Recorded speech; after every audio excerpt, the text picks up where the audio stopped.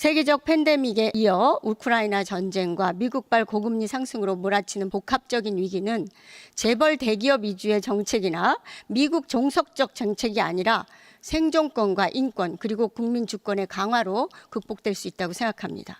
그런데 윤석열 정부는 잘못된 경제 재정 정책에 대한 반성하고 파탄 지경의 국가 경제와 도탄에 빠진 민생 경제를 살리려는 혼신의 노력은커녕 야당, 전 정권, 노동자, 사회단체 등에 대한 잔혹하고 무도한 탄압도 모자라서 이제는 탄핵할 테면 해봐라 라는 오망방자함으로 국회와 국민들 겁박의 호기까지 부리고 있습니다.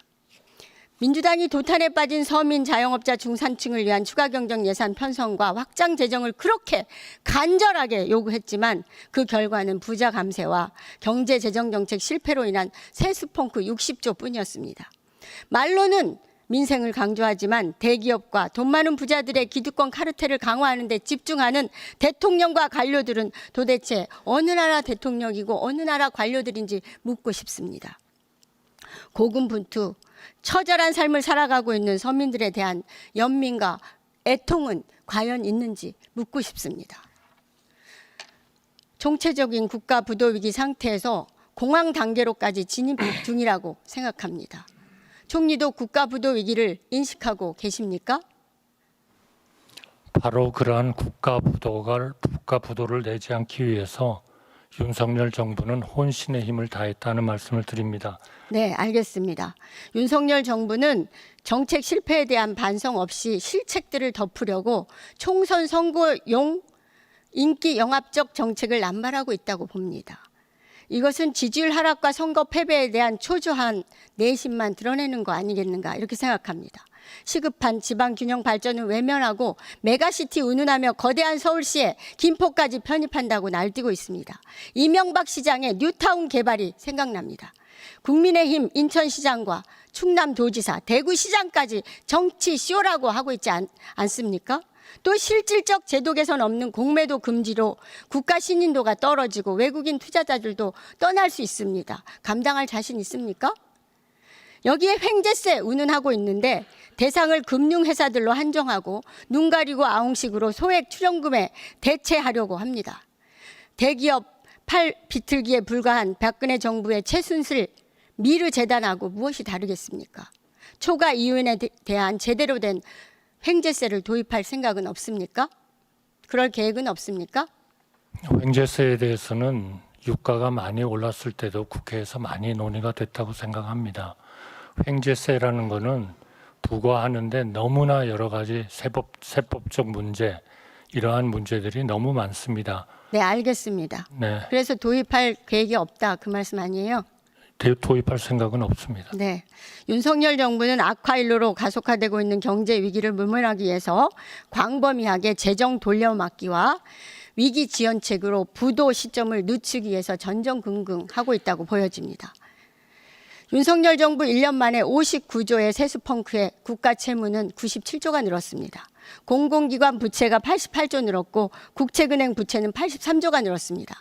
가계부채는 전 세계 1위 1749조 원이고 기업 부채는 2분기 기준 1925조 원으로 도대체 어느 한 군데도 성성한 곳이 없습니다.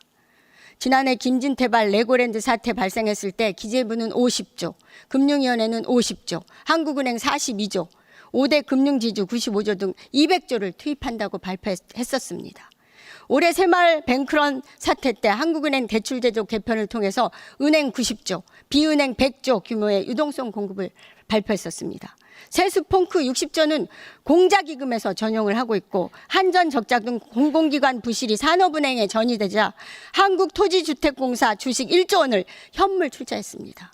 방산업체 등 대기업들에 대한 과도한 대출로 수출입은행 건전성이 악화되자 LH 주식 2조 원을 현물 출자하고 공급망 특별법까지 만들어서 자본금 확충에 나서고 있습니다. 밑빠진 독에 물 붓기식 공기업과 국채은행 돌려막기에 혀가 내둘러질 정도입니다. 재정 돌려막기도 가관입니다. 내년도 기재부 예산이 전체 예산 증가율 2.8%보다 무려 7배나 높은 21%나 증가시켰습니다. 아실 겁니다. 그런데 재정증권 발행과 한은 일시차입금 이자 상환에 3,500억 원을 이자로 지급했습니다. 늘어난 예산의 72%인 4조 1,300억이 돌려막기용 예산인 이자 비용입니다. 끝도 없이 돌아가는 국가 예산의 해전문인 공공자금관리기금은 올해보다 무려 26%인 3조 8천억을 증가시켜서 예수 이자 상환 예산만 18조 3천억 원을 계상할 정도입니다. 이자만 그렇습니다. 돈 빌려다 쓰고 이자도 못 내는 게 우리나라 재정당국의 기재부의 현 주소입니다. 윤석열 정부 국가 채무는 1년 만에 그렇게 많이 늘었고요. 97조 늘었고요. 또 집권 이후 2년간 국가 채무 증가율이 8.2%입니다. 적자성 채무 증가율은 무려 10%나 증가하고 있습니다.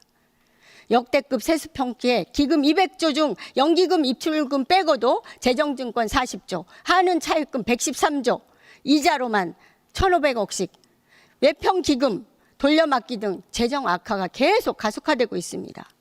그런데 기재부는 관리재정 수지를 마이너스 3% 이하로 막겠다고 하고 있습니다. 근데 이미 관리재정 수지는 작년에 5.4%를 넘어섰습니다. 마이너스 5.4%요. 올해는 마이너스 7.6%에 전망되고 있습니다. 역사상 가장 최악의 재정 위기 상태입니다. 총리께서는 기재부 장관도 해보시고 경제 전문가십니다.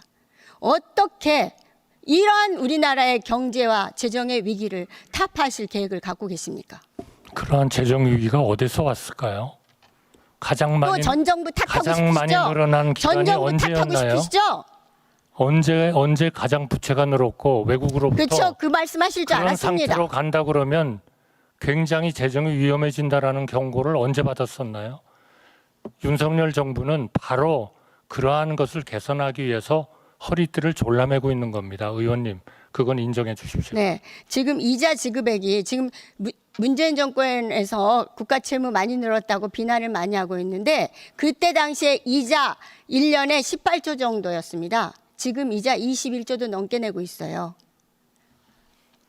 금리가 노력하는 게 보이질 금리가 않고요. 세계적으로 10배가 올랐지 않습니까? 네, 세계적으로도 올랐는데 언제나 총리님이나 기재부 장관은 윤석열 정부가 잘못한 게 아니로 문재인 정부에서 국가 채무가 많이 늘어서 이런 위기가 왔다. 이런 말씀을 그동안 너무나 많이 하셨죠. 전 세계가 그런데 우려했던 시기가 그때는 언젠가요? 코로나 시대였습니다. 아닙니다. 코로나 극복을 위해서 코로나 시기 고해 국가 채무도 늘었고 바로 다음 해부터 모든 나라는 부채를 안정적으로 관리하기 시작했습니다. 우리나라만 계속 부채를 늘려온 거예요. 네, 지금이 제일 심각합니다. 그러니까 가장 가속적으로 늘어나고 있습니다. 국제사회가 가장 우리의 재정을 걱정했었던 것은 그때고 지금 재정에 대해서 모든 IMF를 비롯해서 모든 그 국제 신용기관들이 평가하고 우리의 그 그레이드를 높이는 게 아니라 점점 유지시키는, 떨어지고 있는 거 아시죠? 유지시키, 국가 경쟁력이 점점 윤석열 정권에 와서 급속도로 떨어지고 있는 거 아시죠? 우리 국제 신용도는 AA-로 스테이블입니다. 일본보다 2단계가 높습니다. 지금요. 지금 미국 모두가 국채시장 10년 만기물 국채가 점점 가치가 떨어지면서 우리는 가만히 앉아서 외환 보유고가 엄청나게 줄어들었습니다. 더 유동성이 심하고요. 더 이 진폭이 훨씬 더 큽니다. 그렇지 않습니다. 거의 종속적입니다. 의원님 그렇지 않아요. 국제 신용 네, 총리님, 신용 기관들이 제가 질문할 게 또 대한민국을 남았습니다. 어떻게 평가하는지를 제대로 평가해 주십시오.